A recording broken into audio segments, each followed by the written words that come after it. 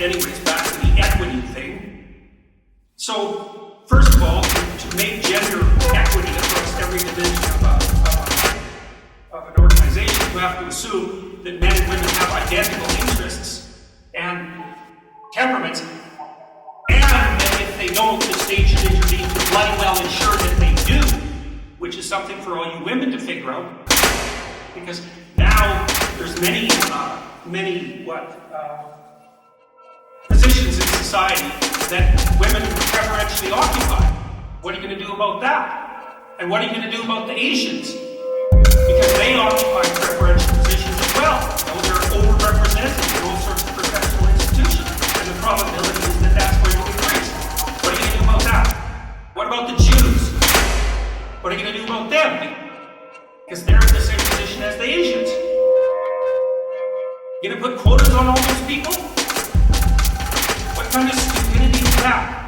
And then it's worse too, because let's say you equalize women, just for the sake of argument, across all these different dimensions of society. Well, then what are you going to do? Are you going to equalize black women and Latino women and Asian women? Are you going to subtype black women? Because it's not like they're all the same. Are you going to ensure that women from lower classes are represented just as much as women from upper classes? And how many generations back are you going to go to check that? What about intelligence? What about attractiveness? How about height? How about weight? So the problem with fractionation by group identity is endless. There's no way of ensuring equality across groups because there's an infinite number of groups. You can fragment group identity all the way down to the level of the individual, which is exactly what you should do, which is what we already did in the West.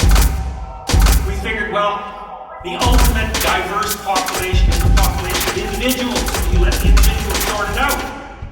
No, we're going to replace that with group. What that means for the bloody social activists is that they'll be able to play this game forever because you can continually fractionate group identity ad nauseum. And so the system will never be equal. And you can bloody well be sure that as we implement social policy to make sure that all outcomes are equal, that the amount of space that you personally are going to have to maneuver in is going to shrink and shrink and shrink and shrink. We've already seen that happen in many societies. You think we would learn from the 20th century?